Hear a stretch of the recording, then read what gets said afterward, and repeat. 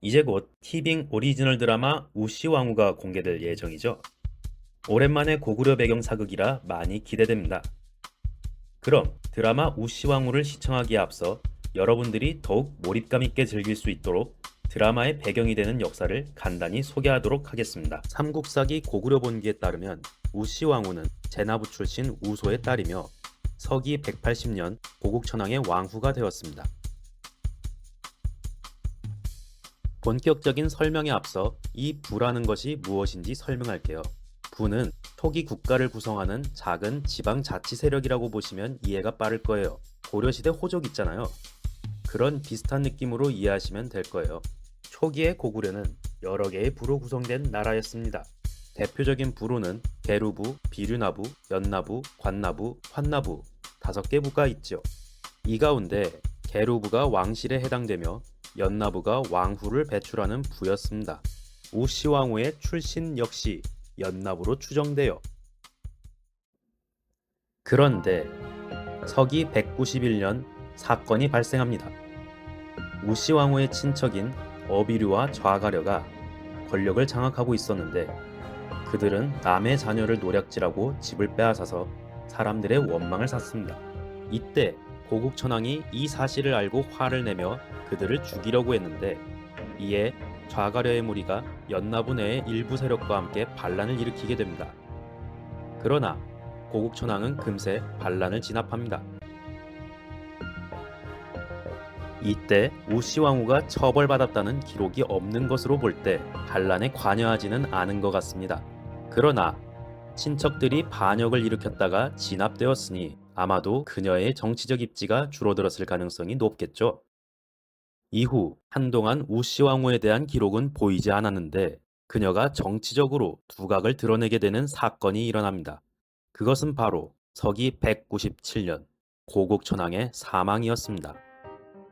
당시 고국천왕과 우시왕후 사이에는 아들이 없었습니다. 고국천왕에게는 3명의 동생이 있었는데요. 첫째 동생이 발기, 둘째 동생이 연우, 셋째 동생이 계수입니다. 왕위를 이을 아들은 없고 권력을 계속 유지하려면 시동생들 중에 한 명하고 손을 잡아야겠는데 남편인 고국천왕이 죽자 우시왕후는 늦은 밤 고국천왕의 첫째 동생 발기의 집으로 은밀하게 찾아갑니다. 왕의 후손이 없으니 발기 왕자 그대가 왕위를 이으셔야 합니다. 이때 발기는 고국천왕이 죽은 사실을 몰랐었죠. 그래서 다음과 같이 대답합니다. 형수님, 하늘이 정하는 운수는 돌아가는 곳이 있으니 가볍게 의논해서는 안 됩니다. 하물며 부인이 밤에 돌아다니는 것을 어찌 예라고 하겠습니까? 사실 발기의 입장에서는 당연한 반응이죠. 왕이 죽지도 않았는데 후계를 논한다는 건 반역이잖아요. 게다가 자기는 첫째 동생이니 왕이 죽을 때까지 기다리고 있으면 자연스럽게 후계자가 될 거라고 생각했던 모양입니다. 결국 우시왕후는 둘째 동생 연우에게로 갑니다. 아이고, 형수님 오셨습니까? 안으로 들어오시지요. 이때 연우는 일어나서 의관을 갖추고 문 앞에서까지 마중하여 술자리를 베풀었다고 합니다. 그런데 어쩐 일로 오셨는지요? 조금 전에 태왕 폐하께서 승하하셨습니다. 태왕이 돌아가셨으나 아들이 없으므로 발기 왕자가 뒤를 이어야 하겠으나 저에게 다른 마음이 있다고 하면서 무례하게 구르니 연우 왕자에게 온 것입니다. 우시왕후의 제안을 들은 연우는 더욱 예의를 갖추며 직접 칼로 고기를 썰어주다가 손가락을 다쳤고 이에 왕후가 치마끈을 풀어 다친 손가락을 싸매주었다고 합니다. 그리고 돌아갈 때 연우에게 말하길 밤이 깊어 예기치 못한 일이 있을까 걱정되니 그대가 나를 궁까지 바래다 주시오 라고 플러팅을 시전합니다. 결국 두 사람은 같이 손을 잡고서 궁으로 들어갔고 다음 날 새벽이 되자 선왕의 왕명이라 속이고는 연우를 세워 왕으로 삼았으니 그가 바로 고구려 10번째 왕인 산상왕입니다. 한편 이 소식은 발기의 귀에도 들어가게 됩니다. 발기는 이 소식을 듣고 크게 화가 나서 병력을 동원해 왕궁을 포위하였습니다. 야이 발라고 놈의 새끼야. 감히 나를 제끼고 형수랑 손을 잡아. 그 이왕이면은 형사 취수제라는 멋진 단어를 쓰십시오. 성공하면 결혼, 실패하면 불륜 아닙니까? 형이 죽으면 아우가 있는 것이 예의거늘. 네가 차례를 뛰어넘어 왕위를 빼앗는 것은 큰 죄다.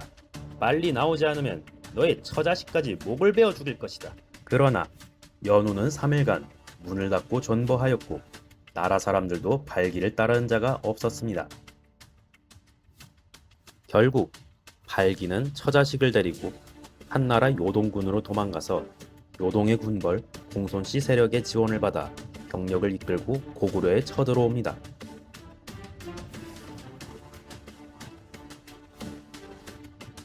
그러나 셋째 동생 계수에게 패배하죠. 이때 계수가 선봉이 되어 발기를 추격하니 발기가 계수에게 호소하며 말하길 네가 지금 늙은 형을 해칠 수 있겠느냐. 연우 형님이 나라를 양보하지 않은 건 비록 의롭지 못한 일이지만 발기 형님은 잠깐의 분노로 자기 나라를 멸망시키려 하니 이는 무슨 뜻입니까? 죽은 후 무슨 면목으로 조상님들을 뵙겠습니까? 발기는 그 말을 듣고 부끄러워하고 후회하며 스스로 세상을 떠났습니다. 이에 계수는 슬퍼하였고 발기의 시신을 거두어 매장하고 돌아옵니다. 그렇게 돌아온 계수에게 산상왕 연우가 물었습니다. 발기가 다른 나라의 병사를 청하여 자신의 나라를 침범하였으니 그 죄가 막대하다. 네가 지금 그를 이기고도 놓아주고 죽이지 않았으니 그것으로 충분하거늘 그가 자결하자 통곡하며 매우 슬퍼하는 것은 과인에게 도리가 없다는 뜻인가. 신이 지금 한마디 아뢰고 죽기를 청하옵니다. 왕후께서 비록 선왕의 유명으로 대왕을 세웠더라도 대왕께서 예로서 사양하지 않으신 것은 일찍이 형제의 우애와 공경의 의리가 없기 때문입니다. 대왕께서 만일 어진 마음으로 악을 잊으시고 형님을 예로서 장사 지낸다면 누가 대왕을 의롭지 못하다고 하겠습니까? 신은 이미 할 말을 다 했으니 나아가 죽기를 청하옵니다. 과인이 불초하여 의혹이 없지 않았는데 지금 너의 말을 들으니 진심으로 잘못을 알겠다. 너는 스스로 자책하지 말거라. 그리고 계수가 절을 하니 산상왕 역시 절하였으며 매우 기뻐하며 자리를 파하였다고 합니다. 이후 발기의 시신을 받들어 모셔오게 하여 왕의 예로서 장사 지냈습니다. 한편 우시왕후는 어떻게 되었을까요? 산상왕은 우시왕후 덕분에 왕위에 올랐으므로 다시 장가들지 않고 우시와 혼인하여 왕후로 삼았다고 합니다. 그렇게 우시왕후는 형과 동생 두 사람과 혼인하여 왕후를 2번이나 역임하게 된 거죠. 요즘 기준에서 보면 상당히 특이하죠. 형이 죽으면 형수와 혼인하는 이 풍습을 형사 취수제라고 합니다. 지난 시간에 우시왕후가 남편 고국천왕이 죽고 시동생 산상왕과도 결혼하여 2번이나 왕후가 되었다는 이야기를 들려드렸었죠. 그렇게 우시왕후의 2번째 전성기가 시작되었습니다. 그러나 고구려 왕실에 새로운 걱정거리가 생겼습니다. 그것은 바로 산상왕이 왕위에 오른 지 6년이나 지났음에도 우시왕후와 산상왕 사이에서 아들이 태어나지 않았다는 것이었습니다. 참고로 산상왕은 왕위에 오르기 전에 처자식이 따로 있었지만 발기의 난 때 살해당했을 것으로 보입니다. 그리고 발기의 난을 진압한 이후 왕위에 오르게 되자 새로 장가들지 않고 우시왕후와 결혼하였죠. 그런데 고국천왕과의 사이에서 아들을 얻지 못했던 우시왕후는 산상왕과의 사이에서도 마찬가지로 아들을 얻지 못했던 것입니다. 이에 산상왕은 서기 203년 3월 아들을 얻게 해달라고 산천에 기도를 올립니다. 이때 밤에 산상왕의 꿈에서 하느님이 나타나 말합니다. 내가 너의 소후로 하여금 아들을 낳게 할 것이니 걱정하지 말라. 이후 산상왕이 잠에서 깨어나 여러 신하들에게 말하기를 꿈속에서 하느님이 나타나 나에게 이렇게 말했는데 나에게는 소후가 없으니 어찌해야 하겠는가. 국상 을파소가 대답하여 말했습니다. 하늘의 뜻은 예측할 수 없으니 대왕께서는 기다리소서. 아들이 간절했던 산상왕에게 기다려보라는 조언을 남겼던 국상 을파소는 이후 그로부터 5개월 후인 서기 203년 8월 세상을 떠납니다. 삼국사기에 따르면 그가 죽으니 온 나라 사람들이 통곡을 했다고 전해집니다. 을파소에 관한 자세한 이야기는 나중에 따로 영상을 만들도록 할게요. 그렇게 다시 세월이 흐르고 5년이 지난 서기 208년이었습니다. 이때도 산상왕은 여전히 아들을 얻지 못했습니다. 아마도 을파소의 조언을 듣고 계속 기다렸나 보네요. 한편 그해 11월에 하늘에 제사를 지낼 준비를 하던 중 제사 때 바칠 돼지가 달아나는 일이 일어납니다. 이때 제사 담당자가 돼지를 쫓아서 주통촌이라는 마을까지 이르렀는데 머뭇거리다가 돼지를 잡지 못했습니다. 그러나 마을에 살던 아름다운 외모의 20대 여인이 나타나서 돼지를 잡아줍니다. 산상왕은 이 소식을 듣고 이상하게 여겨 그 여인을 보고자 밤에 신분을 감추고 여인의 집에 찾아갑니다. 그리고는 여인의 방으로 들어가 하룻밤을 보내려고 하죠. 그러자 그 여인이 산상왕에게 말하기를 대왕의 명을 감히 피할 수 없으나 만약 자식이 생긴다면 저를 버리지 마십시오. 산상왕은 이를 허락하였고 함께 밤을 보낸 뒤 다음날이 되자 궁으로 돌아갑니다. 그로부터 4개월이 지나 이듬해인 서기 209년 3월이 되었습니다. 우시왕후가 산상왕이 주통촌의 여인에게 방문한 사실을 알아차려 버렸고 이를 질투하여 몰래 병사를 보내 주통촌의 여인을 죽이려고 하였습니다.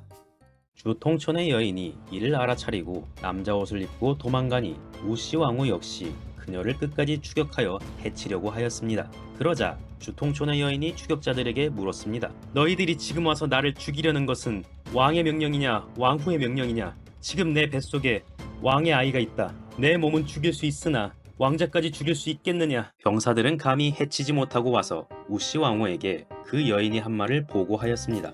그러자 우시왕후가 화가 나서 반드시 죽이려고 했으나 실패합니다. 이 소식은 산상왕에게도 전해졌고 산상왕이 다시 그 여인의 집에 가서 묻기를 네가 지금 임신하였는데 누구의 아이냐? 저는 평생 형제와도 자리를 같이 앉지 않았는데 하물며 다른 남자를 가까이 했겠습니까? 지금 뱃속에 있는 아이는 대왕의 아이입니다. 결국 산상왕이 그 여인을 위로하고 선물을 후하게 주고 돌아와 우시왕후에게 말하니 왕후가 감히 해치지 못했다고 합니다. 그리고 그해 9월 드디어 주통촌의 여인이 아들을 낳았습니다. 산상왕은 이를 기뻐하며 하늘이 나에게 대를 이을 아들을 주었구나 라고 말하였고 하늘에 제사 지낼 돼지 덕분에 아들을 얻었으므로 아이 이름을 제사용 돼지라는 뜻에서 교체라고 지었으니 이 아이가 바로 훗날 고구려의 11번째 왕이 되는 동천왕입니다. 그리고 동천왕을 낳은 주통촌의 여인을 소후로 삼았다고 합니다. 이 주통촌의 여인 이름은 후녀라고 하는데 삼국사기에서는 그녀의 탄생에 대한 재미있는 일화를 전하고 있습니다. 후녀의 어머니가 그녀를 임신했을 때 무당이 점을 쳐서 말하기를 반드시 왕후를 낳을 것이오 라고 말했다고 합니다. 이에 어머니가 기뻐하여 아이를 낳자 이름을 왕후가 될 여자라는 뜻에서 후녀로 지은 것이라고 합니다. 그렇다면 이 후녀 이야기는 고구려 정치사에서 어떤 의미를 가지고 있을까요? 삼국사기에는 그녀의 가문을 알 수는 없고 출신지가 주통촌이라고만 언급되어 있습니다. 그런데 중국 역사서인 삼국지를 보면 고구려 왕 이이모가 아들이 없어 관노부의 여자와 몰래 만나 아들을 낳았으니 그 아이가 다음 왕인 위궁이라고 기록되어 있습니다. 여기서 위궁은 동천왕의 다른 이름이며 이이모는 산상왕으로 볼 수 있습니다. 즉 삼국지에서는 동천왕의 어머니인 후녀를 관노부 출신으로 전하고 있는 것이죠. 관노부는 고구려 5부 중 하나로 삼국사기에는 관나부로 기록되어 있습니다.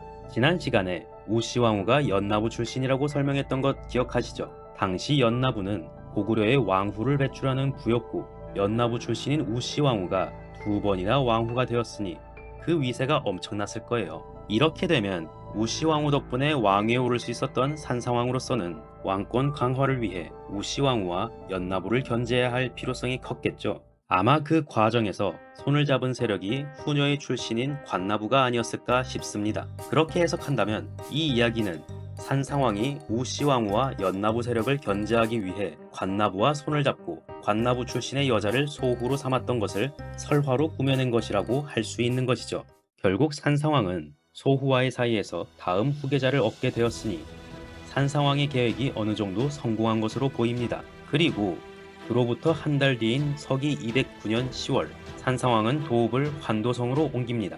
산상왕과 관나부의 연합 도읍지 천도가 연이어 이루어졌던 것으로 볼 때 산상왕이 나름대로 개혁을 시도하지 않았을까 생각되네요. 그래서인지 중국의 삼국지에서는 산상왕이 발기와 내전을 치룬 이후 새로 나라를 세웠다고 언급하고 있습니다. 아마 중국인들의 입장에서 봤을 때도 고구려에 정치적으로 큰 변화가 있었다는 의미로 볼 수 있겠죠. 한편 우시왕후와 연나부를 견제하고자 했던 산상왕의 노력과는 별개로 우시왕후의 세력은 완전히 꺾이지 않았던 것으로 보입니다. 서기 227년 산상왕이 죽고 산상왕과 소후 사이에서 태어난 교체가 왕위에 올라 동천왕이 되었는데, 동천왕이 왕이 된 이후에도 우시왕후의 괴롭힘이 이어졌습니다.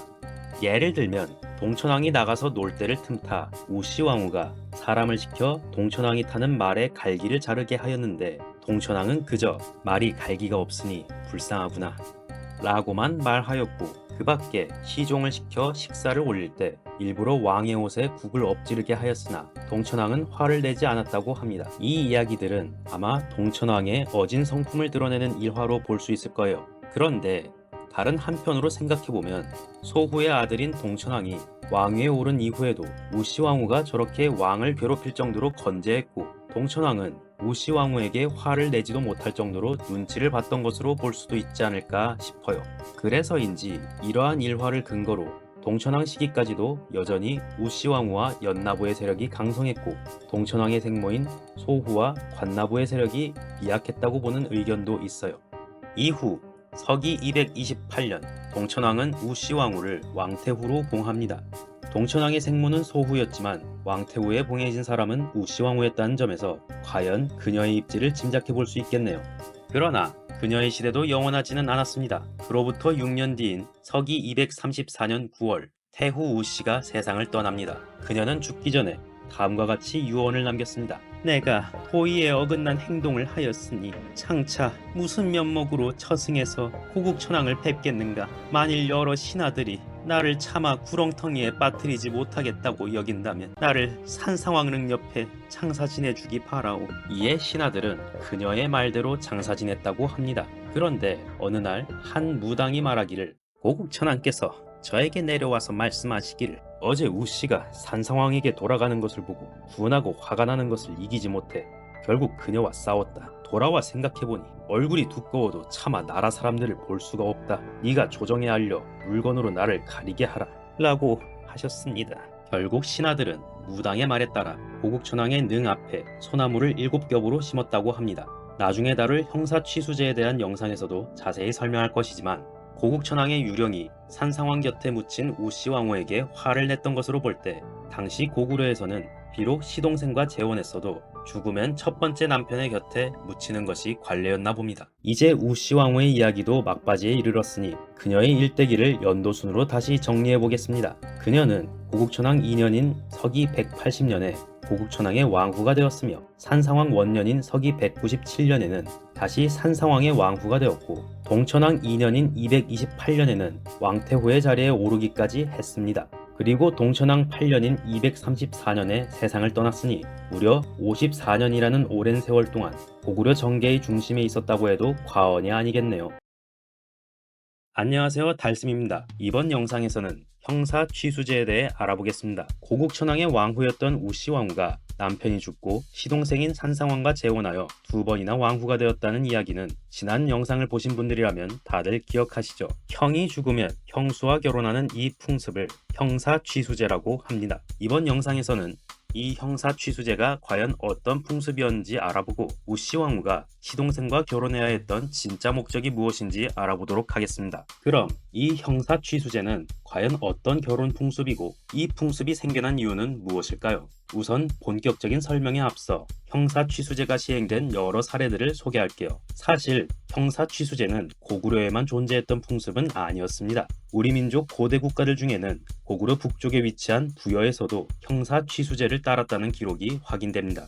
우리 역사에서 확인되는 형사 취수제의 사례를 보면 고대 중국인들이 우리 조상들에 대해 남긴 기록을 통해 부여와 고구려에 형사 취수제 풍습이 존재했다는 것을 알 수 있고, 구체적인 시행 사례는 고구려의 우시왕후와 산상왕의 결혼이 유일합니다. 그럼 형사 취수제는 우리 민족에게만 있었던 특수한 풍습일까요? 물론 그렇지 않습니다. 형사 취수제는 다른 문화권에서도 그 예시가 확인됩니다. 형사 취수제의 사례는 구약 성경에서도 나타나며 여러 북방 유목민 사회에서도 형사 취수제를 따르는 사례들이 있습니다. 대표적으로 흉노에서는 부여와 고구려보다 한술 더 떠서 아버지가 사망하면 계모에게 장가들며 형제가 죽으면 그 아내에게 장가들었다고 합니다. 즉 형수뿐만 아니라 계모와 제수도 결혼 대상에 포함되었다는 것이죠. 그 밖에 흉노와 마찬가지로 북방 유목민족인 오한에서도 아버지나 형이 죽으면 계모나 형수랑 혼인하였으며 만약 형수와 결혼할 동생이 없다면 동생의 아들인 시조카가 가까운 순서대로 백모나 숙모를 부인으로 삼았다고 합니다. 그리고 그 여성이 죽으면 예전의 남편에게 되돌아간다고 합니다.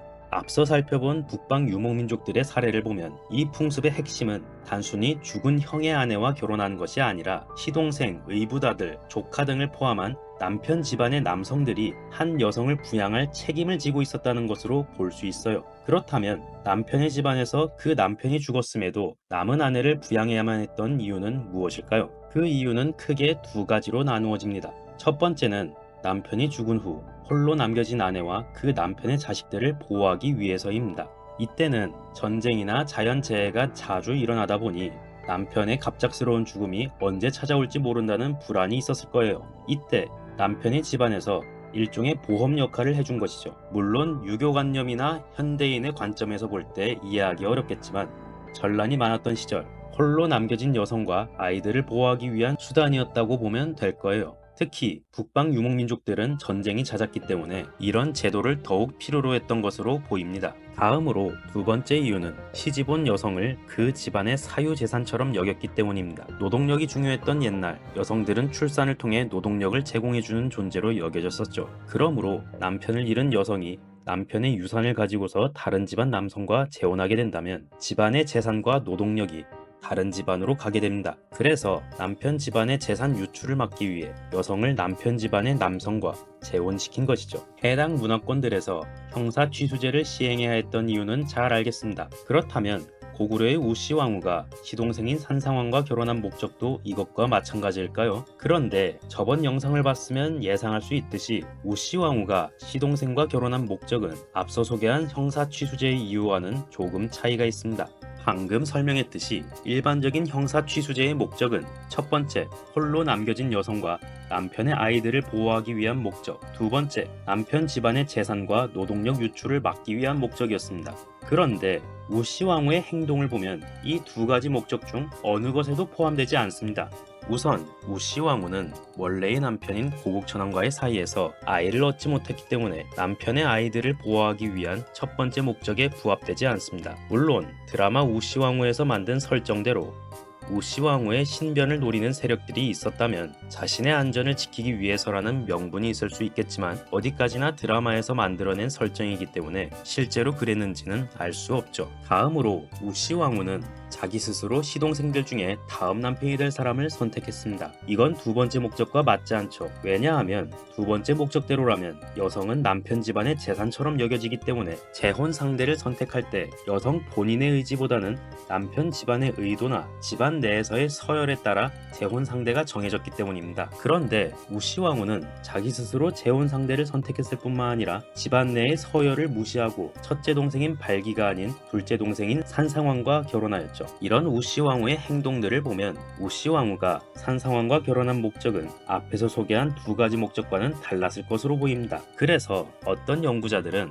우씨 왕후가 산상왕과 결혼한 진짜 목적이 사실은 산상왕을 통해 고국천왕의 아들을 얻기 위한 것이었다고 주장하기도 합니다. 죽은 남편의 동생과 결혼해서 남편의 아이를 낳는다? 그게 무슨 엉뚱한 소리냐고요? 이걸 이해하기 위해서 구약 성경에 기록된 형사 취수원 사례를 살펴볼게요. 그 내용은 다음과 같습니다. 고대 이스라엘 민족 12지파의 조상이 된 요셉의 형제들 중에 유다라는 인물이 있었습니다. 유다에게는 에르, 오난, 셀라라는 3명의 아들들이 있었는데 이 가운데 첫째 아들인 에르가 다말이라는 여자와 결혼했으나 아이를 낳지 못하고 세상을 떠났습니다. 이에 유다는 며느리 다말을 둘째 아들인 오난에게 재혼시켜 에르의 후손을 남기게 하려 했습니다. 그러나 오난은 형수와의 사이에서 낳게 될 아이가 자신의 후손이 아닌 형의 후손이 되는 것에 불만을 가져 형수를 임신시키는 것을 거부하였고 결국 신의 노여움을 사서 죽게 되었다고 합니다. 구약 성경이 기록된 이 사례를 보면 고대 이스라엘에서는 남편이 자식을 남기지 못하고 죽으면 아내가 남편의 친족과 결혼하여 아이를 낳은 뒤 그 아이가 죽은 남편의 뒤를 잇도록 하는 풍습이 있었던 것으로 보입니다. 즉, 시동생과 혼인하여 낳은 자식은 생물학적으로는 시동생의 자식이지만 사회적으로는 죽은 남편의 자식이 되는 것입니다. 앞에서 소개한 견해도 이 사례를 참고하여 우시 왕후 역시 고국천왕의 뒤를 이을 아들을 얻기 위해 시동생 산상왕과 결혼한 것이라고 주장하는 거예요. 이 주장에 따르면 우시 왕후가 산상왕과 재혼한 이유도 사실은 동생을 통해서 후계자가 될 아들을 얻고자 한 고국천왕의 의지가 반영된 것이라고 합니다. 만약 그렇게 본다면 고국천왕과 우시 왕후가 굳이 첫째 동생인 발기를 건너뛰고 둘째 동생 산상왕을 선택한 이유는 뭘까요? 해당 견해에서는 그 이유를 부자상속과 형제상속의 대립으로 이해했습니다. 즉, 발기가 추구한 것은 형제상속, 고국천왕과 우시 왕후가 추구한 것은 부자상속이었다는 것이죠. 우선 형제들 간의 서열로 볼 때 발기는 고국천왕의 첫째 동생이었기 때문에 왕위 계승 순위가 가장 높았습니다. 게다가 당시 발기에게는 이미 부인과 아들이 있었습니다. 그러므로 그냥 가만히 있으면 형제 상속을 통해 다음 왕위는 발기에게 돌아갈 것이고 그 다음 왕 역시 발기의 아들이 되었을 것입니다. 그런데 고국천왕과 우시 왕후는 부자 상속을 원했기 때문에 발기가 아닌 다른 시동생들 가운데 한 명과 재혼하여 고국천왕의 법적인 아들을 낳은 다음 시동생을 아이의 후견인으로 삼아 부자 상속을 이루고자 했다는 것입니다. 그래서 발기가 아닌 산상왕을 선택했다는 것이죠. 꽤나 재미있는 주장이죠. 이 주장이 맞다면 우시 왕후와 산상왕의 재혼을 부자 상속 및 왕권 강화의 수단으로도 볼 수 있겠네요. 그러나 이 주장에는 몇 가지 의문점이 있습니다. 우선 첫 번째, 해당 견해에서는 구약 성경에 기록된 고대 이스라엘의 사례를 고구려에도 적용한 것인데 과연 고대 이스라엘의 사례를 고구려에 그대로 적용하는 게 가능한 것인지 의문이 듭니다. 아마 이 사례를 부자 상속을 이어가기 위한 보편적인 현상으로 이해하고 고구려에도 적용한 것 같아요. 그러나 이것을 하나의 보편적인 현상으로 해석하려면 고대 이스라엘 외에 형사취수제가 존재한 다른 문화권에서도 모두 부자 상속을 목적으로 형사취수제를 실시했다는 것이 증명되어야 합니다. 게다가 고대 이스라엘에서 그랬으니 고구려도 무조건 똑같았을 것이라고 단정하기는 어렵죠. 다음으로 두 번째, 뭔가 석연치 않은 우시 왕후의 행동입니다. 저번 영상에서 나왔듯이 고국천왕이 사망한 직후 우시 왕후가 시동생들을 찾아가서 왕위 계승에 대해 의논할 때 늦은 밤에 은밀히 찾아갔었죠. 게다가 산상왕을 왕위에 올릴 때도 신하들에게 고국천왕의 유언이라고 속이기까지 했습니다. 이는 우시 왕후가 산상왕을 왕위에 올린 과정이 그리 떳떳하지 않았으며 고국천왕의 지시로 행동한 것이 아니라는 것을 말해줍니다. 그리고 우시 왕후가 사망할 때 스스로 도의에 어긋난 행동을 했다고 말하고는 죽어서 고국천왕을 만나기 부끄럽다면서 산상왕릉 곁에 묻어달라고 말했습니다. 만약 우시 왕후가 고국천왕의 의지를 따른 것이라면 스스로 도의에 어긋난 행동을 했다고 말하면서 고국천왕 곁에 묻히는 것을 피할 이유가 없었겠죠. 게다가 우시 왕후가 산상왕의 곁에 묻히는 것을 보고 고국천왕의 유령이 화가 나서 우시 왕후와 싸웠다고 했습니다. 물론 두 사람의 유령이 싸웠다는 이야기가 실제로 있었던 사건은 아니었겠지만 이런 전승이 남아있다는 것은 당시 고구려 사람들이 우시 왕후의 행동을 오히려 고국천왕에 대한 배신으로 받아들였던 것으로 해석할 수 있어요.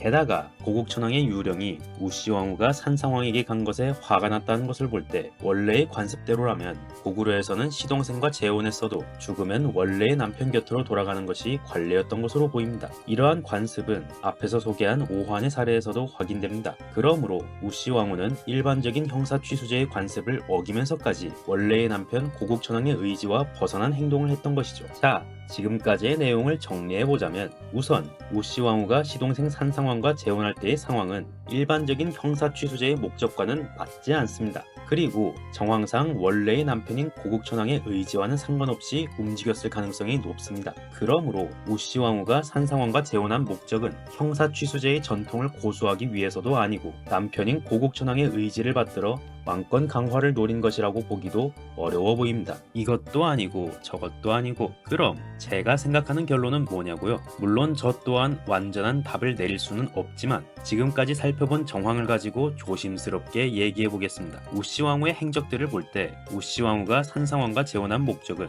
결국 당시의 사회 관습이나 어떤 대의를 위한 결단이 아니라 우시 왕후 본인의 권력을 지키기 위한 것이 아니었나 생각됩니다.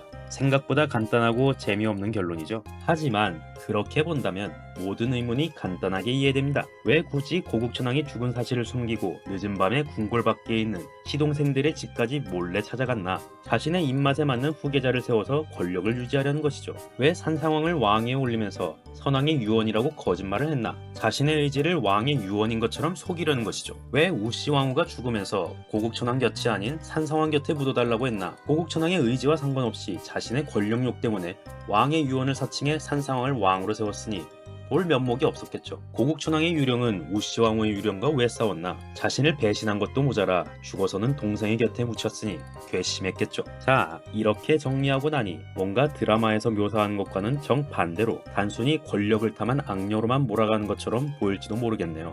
하지만 그렇다고 해서 우시왕후를 단순히 평면적인 악녀로 보아야 한다는 것은 아닙니다. 비록 삼국시대에는 조선시대보다는 상대적으로 유교관념으로부터 자유로웠겠지만 남편이 죽자마자 하룻밤 사이에 궁궐 밖에 있는 시동생들의 집에 찾아갔다는 것은 과감한 결단과 용기가 없이는 어려운 일이죠. 게다가 왕의 후계자를 자신의 의지로 선택했다는 건 역시 대단하다고 생각해요. 그런 점에서 생각해 볼 때 드라마에서 우시왕후의 캐릭터를 이런 입체적이면서 매력 있는 야심가로 표현했다면 오히려 더 재미있지 않았을까 하는 아쉬움이 있습니다. 지난 시간에 여러 문화권들의 형사 취수제 사례 및 우시왕후가 시동생과 재혼한 진짜 목적이 무엇이었는지 설명드렸었죠. 우시왕후의 목적에 대한 의문이 풀렸으니 이제 발기가 우시왕후와 손을 잡지 않은 이유에 대해서 알아보겠습니다. 사실 우시왕후가 산상왕을 선택하기 전에 제일 먼저 첫째 동생 발기의 집에 들렀었죠. 그러나 발기는 자신에게 다음 왕위를 의논하려는 우시왕후를 문전박대하여 산상왕에게 가도록 만들었습니다. 그런데 이상한 점은 발기도 산상왕처럼 우시왕후와 손을 잡았다면 왕위에 오를 수 있었을지도 모르는데 어째서 우시왕후를 문전박대했던 것일까요? 그 이유에 대해 발기의 입장에서 한번 접근해 보겠습니다. 사실 우시왕후가 처음 발기의 집에 방문했을 때의 상황을 보면 저번 영상 일부에서 나왔듯이 우시왕후는 발기에게 고국천왕의 죽음을 알리지는 않고 왕의 아들이 없으니 발기가 왕위를 이어야 한다고만 말했습니다. 즉 당시 발기가 인지하고 있던 정보상으로는 아직 형이 죽지도 않았는데 한밤중에 형수가 찾아와서 다음 왕위 계승을 의논하고 있는 것이죠. 공식적으로는 아직 왕이 죽지도 않았고 후계자도 정해져 있지 않은 상태였을 텐데 이렇게 다음 왕위 계승을 의논한다는 건 충분히 반역으로 트집 잡힐 만한 행동이겠죠. 조선시대 사극들을 보면 반역자들에게 저자의 삼족을 멸하라 뭐 이런 표현이 종종 나오잖아요. 그럼 고구려는 조선이랑 뭐가 달랐을까요? 사실 차이는 있었겠지만 반역자에 대한 처벌은 고구려도 만만치 않았습니다. 참고로 서기 6세기경 중국인들이 남긴 기록에 소개된 고구려의 형법에 따르면 반역을 일으키거나 반역을 꾀한 자들은 기둥에 묶어 불로 지진 다음 목을 베고 그 집을 전부 몰수했다고 합니다. 무시무시하죠. 물론 우시왕후와 발기가 살았던 시기보다는 후대 기록이긴 하지만 고구려에서는 기본적으로 반역자들에 대한 처벌이 가볍지 않았다는 것을 알 수 있습니다. 그리고 아직 형이 죽었다는 사실도 모르고 있는 상황에서 형수가 한밤중에 시동생의 집에 몰래 찾아왔다는 것도 주목해야 합니다. 발기의 입장에서는 아직 유부녀인 형수가 혼자 자신의 집에 방문한 상황인 거죠. 게다가 이때 발기에게는 아내와 자식까지 있었습니다. 잘못하면 간통으로 오해받을 수도 있는 상황이겠죠. 여러분들 오해하시면 안 되는 게 형사취수원에 풍속이 있었다고 해서 살아있는 형의 부인과 마음대로 만나도 되는 것이 아닙니다. 어디까지나 죽은 형의 부인과 자식들을 보호하는 것이 형사취수원의 목적이었고 살아있는 형의 가정을 파괴하는 것은 그 시대 관점에서도 명백한 불륜입니다. 그러니까 상황을 정리해보면 발기의 입장에서 생각했을 때 괜히 우시왕후와 잘못 엮이면 반역에 간통죄로 몰려서 사형을 당하는 위험이 있다는 것이죠. 물론 만약의 가능성을 생각해서 우시왕후와 손을 잡는 선택지가 있을 수도 있지만 발기의 입장에서는 굳이 그런 도박을 할 필요가 없었습니다. 왜냐하면 발기는 고국천왕의 첫째 동생이므로 왕위 계승 순위가 가장 높았기 때문입니다.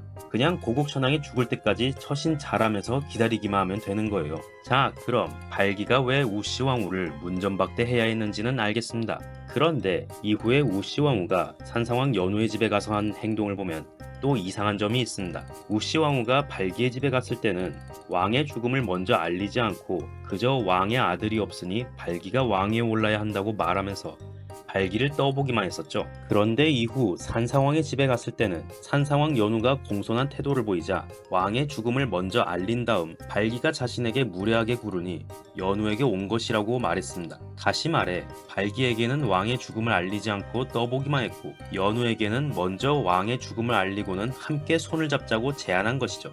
그렇다면 우시왕후는 왜 이런 상반된 행동을 한 걸까요? 앞에서 여러 번 언급했다시피 당시 발기는 왕위 계승 1순위였습니다. 이대로 왕의 죽음이 발표되면 자동적으로 발기가 왕위에 오르는 것이죠. 자, 여러분들이 만약 우시왕후의 입장이라면 공식적인 후계자가 정해지지 않은 상황에서 1등과 2등 중에 누구를 밀어줄 것 같나요? 1등이요? 1등은 어차피 1등이니까 도와줘도 크게 고마움을 느끼지 않겠죠? 원래부터 1등이었으니까요. 오히려 2등이나 3등을 투자해야 나중에 성공했을 때 더 큰 보답을 받겠죠. 그래서 우시왕후가 처음부터 발기가 아닌 다른 시동생들을 염두에 두고 발기를 쳐낼 명분을 쌓기 위해 발기의 의중을 떠본 것이라는 견해가 있습니다. 그러니까 왕위 계승 1순위인 발기는 처음부터 쳐내야 할 대상이었고 자신에게 협조적일 것 같으니 연우를 선택한 것이겠죠. 이렇게 여러 입장에서 당시 상황을 재구성해보니 분노했을 발기의 입장도 이해가 되네요. 반면 드라마에서 발기는 포악하고 비열한 성격을 가졌으며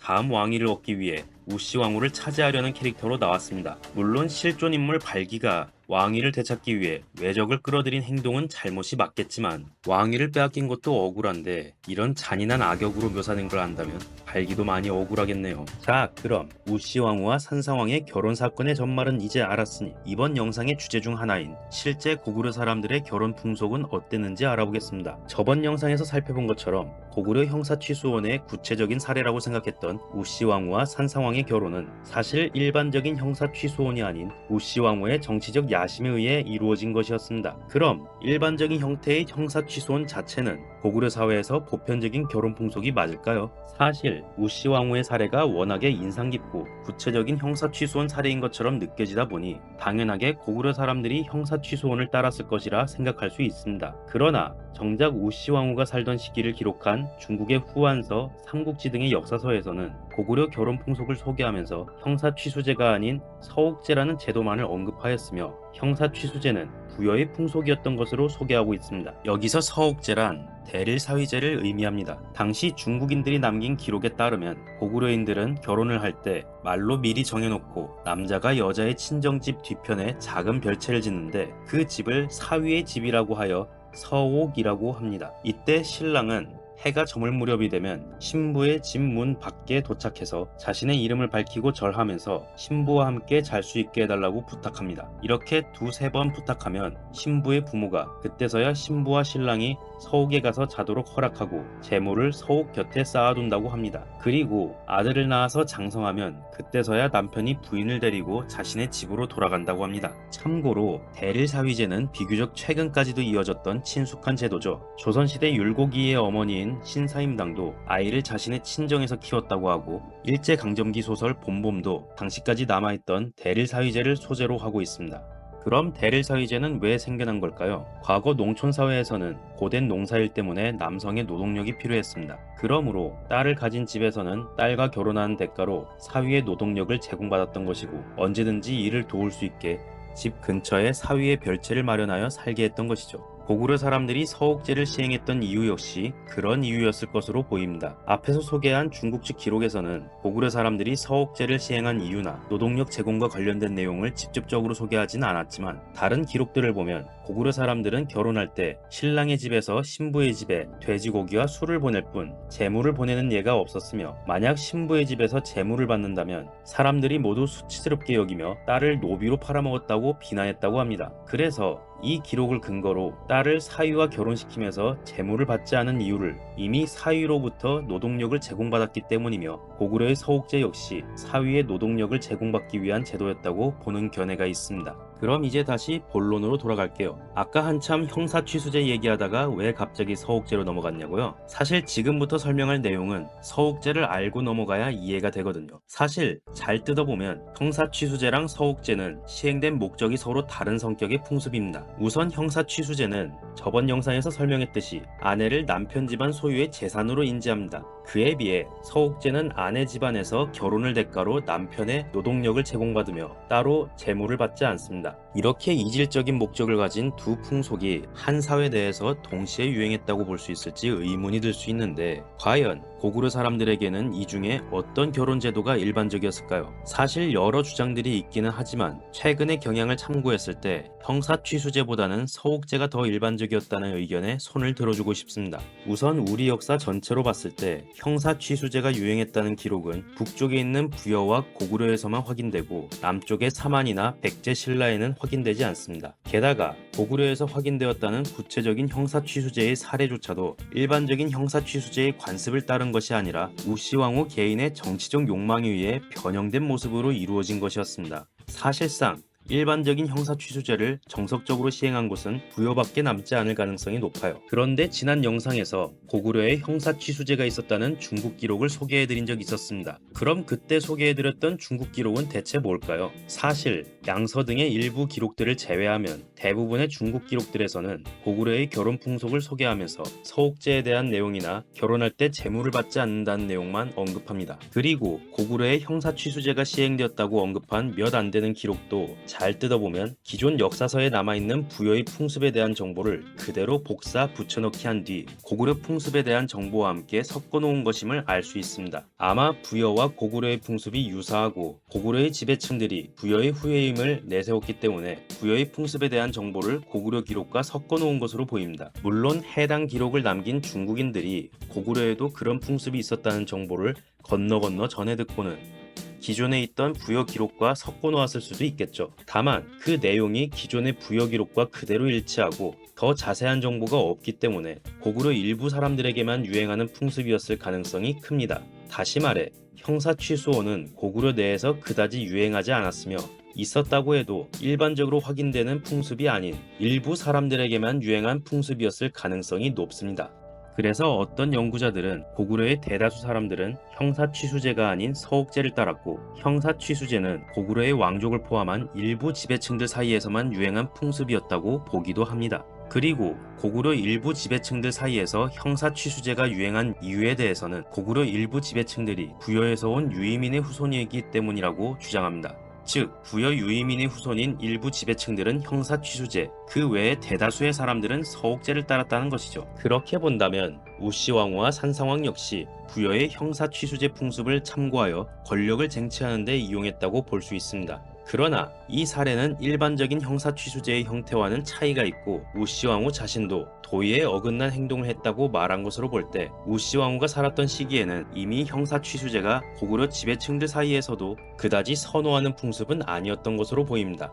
자, 그럼 지금까지의 내용을 정리해 보겠습니다. 사실 형사취수제라는 풍습은 북방민족들 사이에서 주로 유행하였고 우리 민족 고대 국가들 중에는 북쪽에 위치한 부여와 고구려에서만 확인되는 것이었습니다. 다만 북방 민족들이 형수뿐만 아니라 계모, 숙모까지도 결혼 대상으로 삼았던 것과는 달리 부여와 고구려에서는 형수 이외에는 결혼 대상으로 삼았다는 기록이 확인되지 않습니다. 그리고 북방 초원과 가까이 접해 있는 부여에서는 형사취수제를 비교적 정석적으로 따른 것으로 보입니다. 그리고 부여보다 남쪽에 위치한 고구려에서는 오히려 형사취수제보다는 서옥제가 더 친숙했을 것으로 보이며 일부 지배층들 사이에서만 유행했을 것으로 보입니다. 게다가 서기 2, 3세기경이 되면 고구려의 일부 지배층들 사이에서도 그다지 선호하는 풍습은 아니었을 것으로 생각됩니다. 따라서 우리 민족 고대 국가에서 형사취수제는 가장 북쪽에 위치한 부여를 제외하면 그다지 선호되지 않는 풍습이었고 오히려 서옥제가 선호되었다고 볼 수 있습니다. 이렇게 정리하고 보니 드라마에서의 묘사와는 반대로 형사취수제가 고구려 사회에서 그다지 선호되지 않았고 우시왕후의 선택 또한 당시 사회의 관습을 따른 것이 아니라 개인의 정치적 욕망이 크게 반영되었다는 것이 더욱 명확해지네요. 그렇게 본다면 오히려 우시왕후를 당시 사회 관습을 그대로 따라가는 사람이 아닌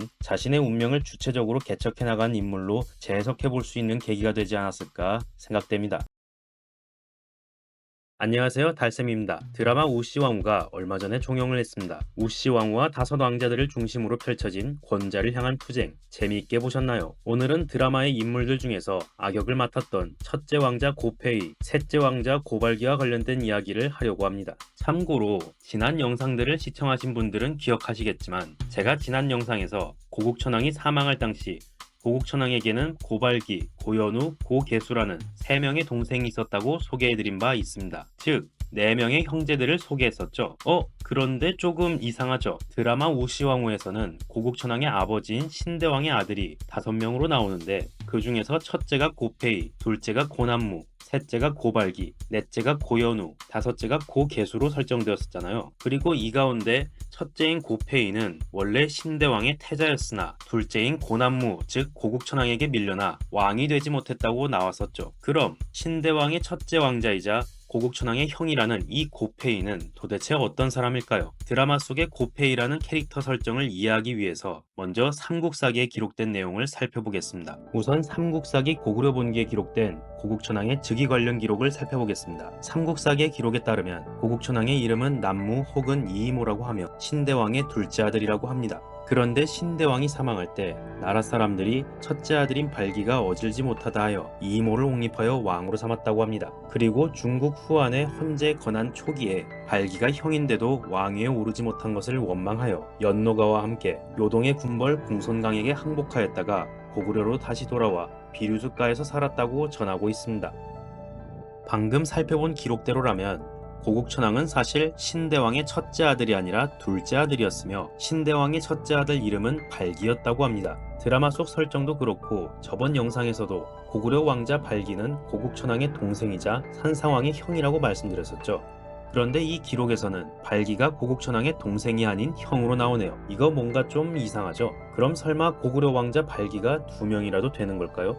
일단 삼국사기 고구려본기에 기록된 고국천왕부터 산상왕 시기에 이르는 기간의 기록들을 종합해서 보면 신대왕의 아들들은 첫째 발기, 둘째 남무, 셋째 발기, 넷째 연우, 다섯째 개수로 정리됩니다. 그런데 이름을 잘 보면 첫째 발기와 셋째 발기의 이름에 들어간 한자가 조금 다릅니다. 그래서 이 첫째 발기와 셋째 발기를 이름 발음만 같은 별개의 인물로 보는 분들이 있죠. 드라마 우시왕후의 제작진들도 이 점에 주목하여 첫째 발기와 셋째 발기를 다른 인물로 설정한 것입니다. 그런데 드라마를 감상할 때 형제 이름의 발음이 같으면 시청자들이 헷갈리잖아요. 그래서 첫째 발기의 이름에 들어간 한자들이 다른 방식으로 발음되기도 한다는 점을 이용하여 첫째 발기의 이름을 고페이로 설정한 것입니다. 그래서 드라마 속 첫째 왕자의 이름은 고페이, 셋째 왕자의 이름은 고발기가 된 것이죠. 그렇다면 드라마의 설정대로 고국천왕 형제들은 5형제이며 첫째와 셋째의 이름이 둘 다 발기로 발음되는 동명이인이 맞을까요? 삼국사기 기록에도 그렇게 나와 있는데 맞는 거 아니냐고요? 사실은 그게 꼭 그렇지는 않습니다. 먼저 우리가 알아둬야 하는 게 삼국사기라는 책은 그 자체만으로 완벽한 역사서라고 볼 수는 없습니다.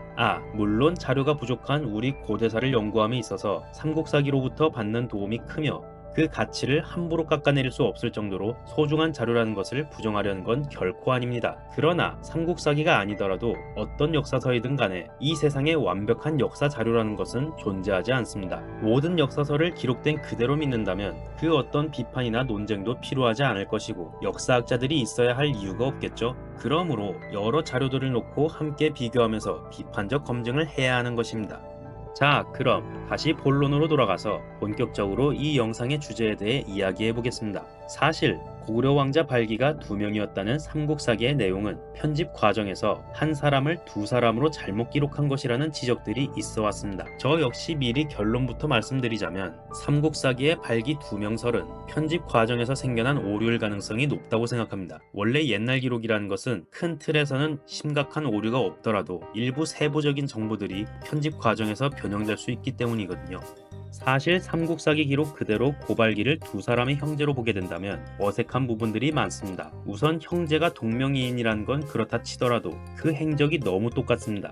예를 들어 첫째 발기는 고국천왕 즉위 기록에 등장하며 고국천왕보다 형이었음에도 고국천왕에게 밀려나 왕이 되지 못했고 결국 자신을 따르는 손오부 세력을 이끌고 요동의 군벌 공손강에게 항복했다고 합니다. 그리고 셋째 발기는 산상왕 즉위 기록에 등장하며 산상왕보다 형이었음에도 산상왕에게 밀려나 왕이 되지 못했고 결국 자신의 처자식을 데리고 요동의 군벌 공손탁에게 항복하였다고 합니다. 정리하자면 형제들 가운데 첫째와 셋째의 이름이 둘 다 발기인데 2사람 모두 각각 자신보다 바로 아래 서열의 동생에게 왕위를 빼앗긴 뒤 원한을 품고 요동의 군벌 공손씨 세력에게 항복했다는 것이 됩니다. 뭔가 좀 이상하죠? 형제의 이름이 비슷할 수는 있다 쳐도 동명이인의 형제가 시기차를 두고 비슷한 행보를 밟았을 가능성은 낮지 않을까요?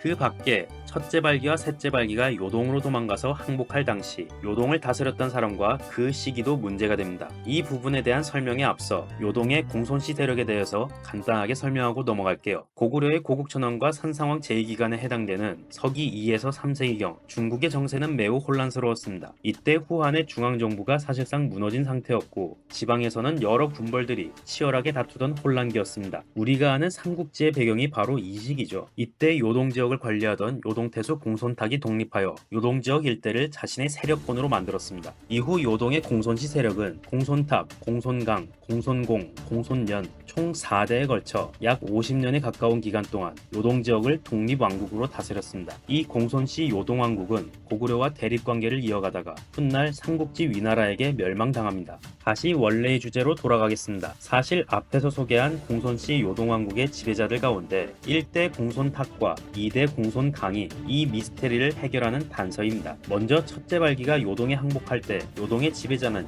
2대 공손강이었습니다. 참고로 공손강은 요동왕국을 세운 1대 공손탁의 아들이죠. 그리고 셋째 발기가 요동에 항복할 때 요동의 지배자는 1대 공손탁이었습니다. 그런데 뭔가 이상하죠? 더 이전 시기인 고국천왕 즉위 시점에 활동한 첫째 발기가 항복한 대상은 2대 공손강인데 그보다 이후 시기인 산상왕 즉위 시점에 셋째 발기가 항복한 대상은 오히려 공손강보다 과거 사람인 1대 공손탁이란 말이잖아요. 자, 그렇다면 첫째 발기와 셋째 발기 기록 중 하나가 편집 과정에서 발생한 오류라고 볼 수 있겠죠. 그렇게 본다면 높은 확률로 첫째 발기 기록이 오류일 것으로 보입니다. 그 이유는 첫째 발기의 활동 시기와 공손강의 재임 기관이 서로 맞지 않기 때문입니다. 만약 삼국사기의 기록을 그대로 인정한다면 첫째 발기는 고국천왕 즉위 원년인 서기 179년경에 왕위에서 밀려나 요동의 공손강에게 항복해야 합니다. 그런데 공손강은 그보다 25년 후인 서기 204년이 되어서야 요동의 지배자가 되었습니다. 그러므로 첫째 발기가 25년 후에 미래로 가지 않는 이상 공손강에게 항복할 수는 없겠죠. 그런데 또 다른 가능성이 있을 수도 있겠죠. 예를 들어 첫째 발기는 실존 인물이 맞는데 첫째 발기가 항복한 대상에 대한 정보만 혼동되어서 공손강에게 항복한 것으로 기록되었을 수도 있어요. 그렇게 본다면 공손강보다 과거 시점에 요동지역 공손씨 군벌에게 항복한 것일 수도 있겠죠. 그러나 문제는 첫째 발기가 항복했다는 시기인 서기 179년은 2대 공손강의 아버지인 1대 공손탁조차도 요동태수에 임명되기 전의 시점입니다. 따라서 첫째 발기에게 군사를 빌려줄 만한 공손씨 군벌이 존재하지 않았다는 것이죠. 그러므로 삼국사기에서 동명이인으로 기록한 첫째 발기와 셋째 발기는 사실 편집 과정에서 동일 인물을 별개의 인물로 착각한 결과물이었으며 고국천왕의 형이었으나 왕위에서 밀려났다는 첫째 발기 역시 실존 인물이 아닌 편집 과정에서의 오류였던 것입니다. 독립운동가이자 민족주의 사관으로 유명한 단재 신채호 선생님 역시 이 부분을 지적하면서 김부식의 삼국사기를 다음과 같이 비판한 바 있습니다. 삼국지 작자가 발기, 연우 두 사람을 신대왕의 아들로 잘못 전한 것임에도 불구하고 김부식이 경솔하게 그것을 믿고 고국천왕 남무가 곧 이모라 하였으며 남무는 곧 발기의 아우라 하였으니 이것이 그 첫째 잘못이다. 삼국지 공손탁전에 의하면 고국천왕 즉위 초에는 공손강은 고사하고 그의 부친 공손탁조차 아직 요동태수를 꿈도 꾸지 못했던 때이다. 그런데도 김부식이 이를 고국천왕 즉위 원년 기사로 적었으니 이것이 둘째 잘못이다. 김부식은 공손탁이 어느 시대의 인물인지조차 알지 못했던 듯하니 이 또한 기이한 일이다. 그렇다면 삼국사기 편찬자들은 어째서 고국천왕의 동생이자 산사왕의 형이었던 둘째 왕자 고발기를 동명이인의 두 형제로 착각하고 첫째 발기와 셋째 발기로 나눈 것일까요? 사실 이건 삼국사기의 편집 과정을 보면 간단히 해결됩니다. 삼국사기 편찬자들이 편집하는 방식을 보면 기본적으로 이전에도 존재했던 구삼국사 등의 우리나라 자체 기록을 손질하여 주 재료로 삼고 국내 기록만으로는 부족하다 싶은 부분들이 있으면 고대 중국 기록을 첨가하는 방식을 취하고 있습니다. 고국천왕과 산상왕 시기의 기록 역시 예외가 아닙니다. 산상왕 즉위 기록에 나오는 셋째 발기 기록은 중국에는 없는 우리나라 자체 전승인데 반해 고국천왕 즉위 기록에 나오는 첫째 발기 기록은 삼국지 등의 중국 기록 내용과 그대로 일치합니다. 아마 삼국사기 편찬자들이 고국천왕 즉위 기록에 중국 기록을 복사 붙여넣기 했겠죠. 그러니까 삼국사기 편찬자들이 국내 자체 전승과 중국 기록을 합하여 하나의 통합본으로 만드는 과정에서 국내 자체 전승의 고발기와 중국 기록에 나오는 고발기를 별개의 인물로 착각하고는 동명이인의 형제로 만든 것입니다. 자, 이번 영상에서는 삼국사기에서 2명으로 기록된 고발기가 사실은 삼국사기 편집 과정에서 생겨난 오류였다는 것을 알아보았습니다. 즉, 삼국사기 편찬자들이 국내 기록과 중국 기록을 합하여 하나의 통합본으로 만드는 과정에서 일어난 착각이었던 거죠. 그렇다면 삼국사기 편찬자들은 어째서 두 버전 모두 뻔히 같은 이름으로 기록된 발기를 동명이인의 형제로 착각하게 된 걸까요? 다음 영상에서는 고구려 왕가에 대한 정보가 이토록 꼬여버리게 된 과정 및 고국천왕을 둘러싼 수수께끼에 대해 알아보도록 하겠습니다. 지난 시간에 고구려 왕자 발기가 드라마 설정과는 반대로 2명의 동명이인이 아니라 1명이었고 발기 2명설은 사실 편집 과정에서 일어난 오류라는 것을 설명드렸었죠. 그럼 아무리 버전이 다르다고는 하지만 삼국사기 편찬자들이 이름도 같고 행적도 거의 동일하게 기록된 고발기를 동명이인으로 착각하게 된 이유는 뭘까요? 그 원인은 각 버전마다 다르게 기록된 고구려 왕들의 이름 때문입니다. 우리나라 자체 전승과 중국 기록을 비교해보면 고구려 왕들의 이름이 서로 일치하는 것도 있지만 동일 인물을 다른 버전으로 표기한 경우들이 많습니다. 예를 들어 고구려 6대 태조대왕의 이름은 국내 전승에서는 궁 혹은 어수, 중국 기록에서는 궁으로 표기되며 7대 차대왕은 국내 전승과 중국 기록 모두 수성, 8대 신대왕은 국내 전승과 중국 기록 모두 백고로 표기됩니다. 이후 9대 고국천왕부터는 표기 방식의 차이가 확실한데 삼국지 등의 중국 기록에서는 백고 즉 신대왕 다음 왕이 백고의 아들인 이모라고 기록되어 있습니다. 그리고 국내 전승에서는 백고 즉 신대왕 다음 왕은 남무 즉 고국천왕이라고 전하고 있죠. 삼국사기 편찬자들은 중국 기록의 이모와 국내 전승의 남무 모두 백고의 아들이자 다음 왕이라는 점에 주목하여 이모를 남무와 동일 인물이라고 인식한 것으로 보입니다.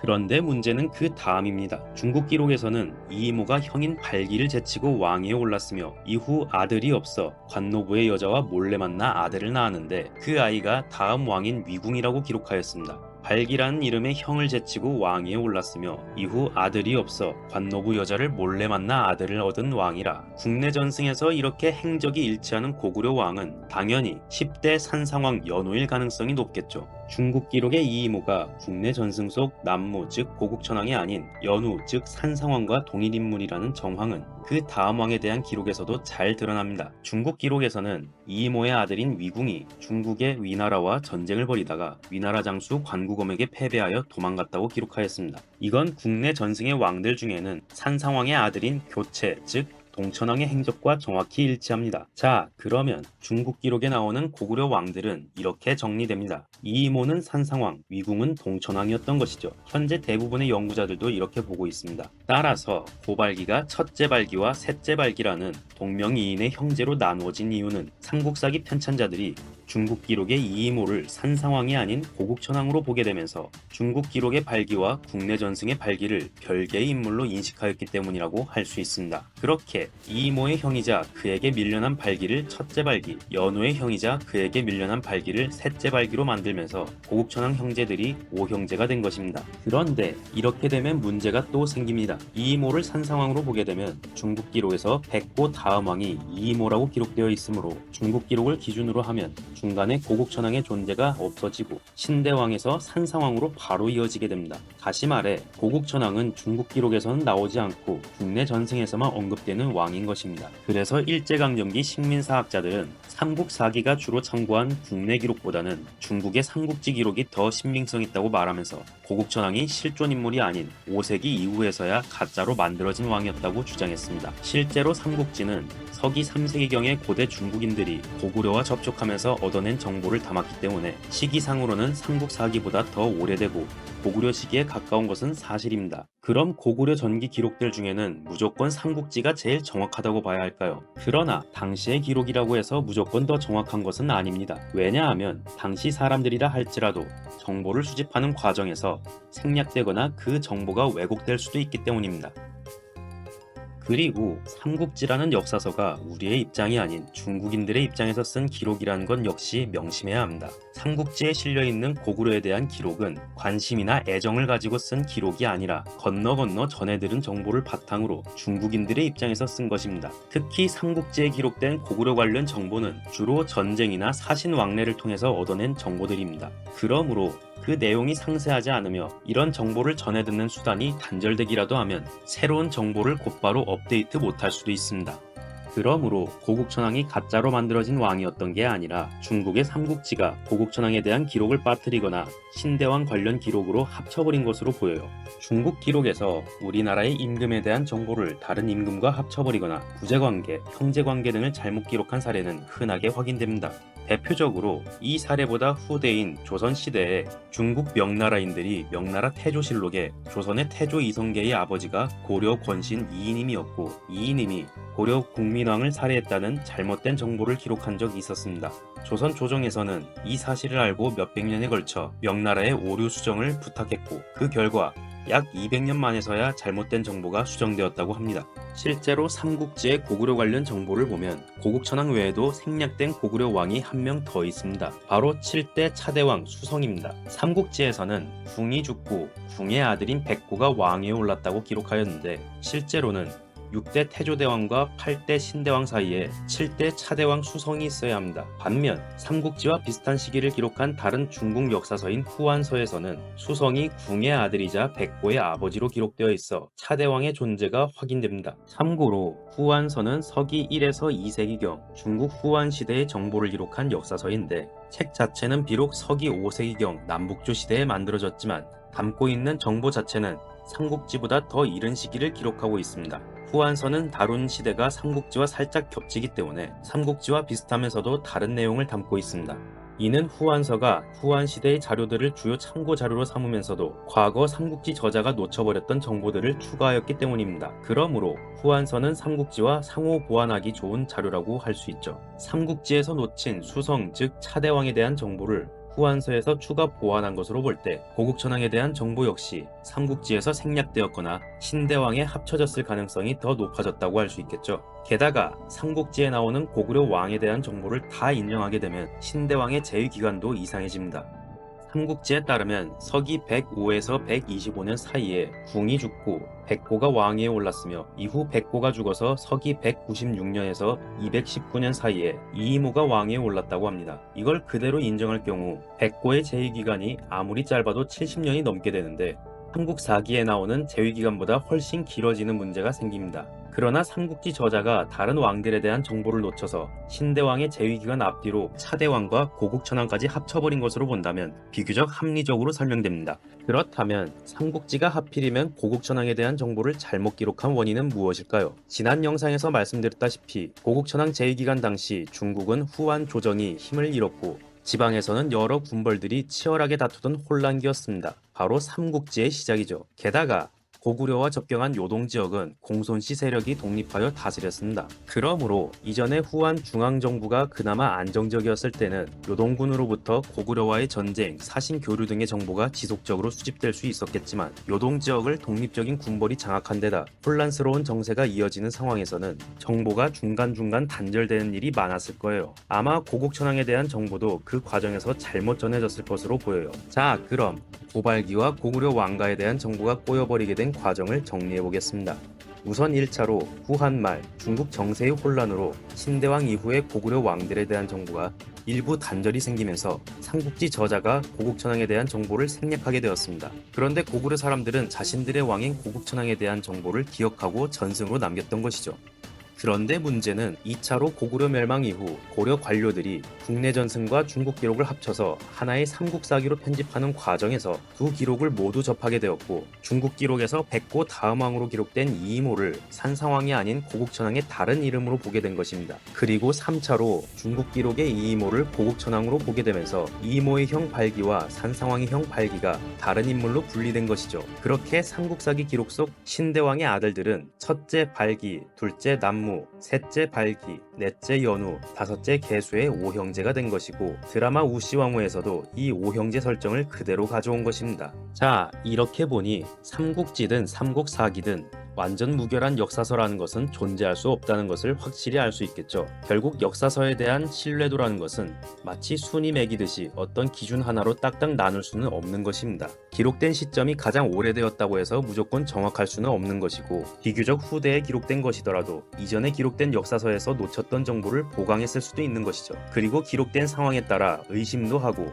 다른 자료와 비교하는 과정도 필요합니다. 그래서 역사학자들이 여러 사료들을 가져다 놓고 교차 검증을 하는 것입니다. 그럼 드라마 제작진들은 이 오형제 설정을 왜 가져왔을까요? 아무래도 드라마 제작진들의 입장에서 볼 때 고국천왕 형제들이 사형제인 것보다는 오형제인 것이 갈등 요소가 더 많고 흥미를 이끌어낼 수 있으니 오형제설을 채택한 다음 첫째 발기를 폐위된 태자 고페이라는 캐릭터로 각색한 것으로 보입니다. 사실 우시왕후와 대립하는 세력을 그냥 고발기 한 사람으로만 설정하는 것보다는 태자 고페이라는 캐릭터를 추가하는 쪽이 우시왕후의 상황을 더 위급하게 연출할 수 있긴 합니다. 그리고 고페이라는 캐릭터로 인해 생긴 변수도 있죠. 저번 4부 영상에서 설명드렸듯이 실제 역사 속의 고발기는 신대왕의 둘째 아들이자 고국천왕의 동생들 중에 첫째 동생이므로 왕위 계승 1순위였습니다. 그렇기 때문에 굳이 우시왕후와의 형사 취소원을 노릴 필요가 없었고, 처신을 위해 한밤중에 찾아온 우시왕후를 문전박대했습니다. 그런데 드라마에서의 사망자 고발기는 어땠죠? 실제 역사와 달리 셋째 아들이 되어버렸기 때문에 왕위 계승 순위가 조금 밀려나게 되었고, 폐태자 고페이라는 첫째 형이 존재하기 때문에 조급해질 수밖에 없겠죠. 그래서 우시왕후의 형사 취소원을 노리고 우시왕후를 추격하는 캐릭터가 되었습니다.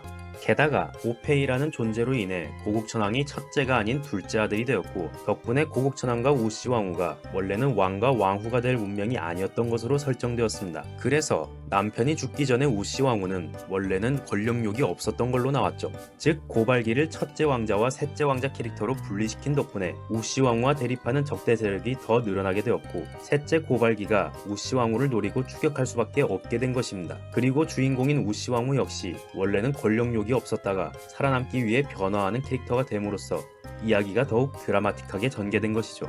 이러니 드라마 제작진들이 실제 역사와는 거리가 멀지라도 발기 2명서를 채택하여 캐릭터를 늘린 것입니다. 지금까지 드라마 우시왕후 설정과 관련된 고구려 왕가의 미스터리에 대해 알아보았습니다. 그동안 드라마를 몰입감 있게 시청하시는데 도움이 되셨을까요? 이상으로 드라마 우시왕후 시리즈를 마치며 다음 영상으로 찾아뵙도록 하겠습니다. 유익한 시간이 되셨다면 구독, 좋아요 부탁드립니다.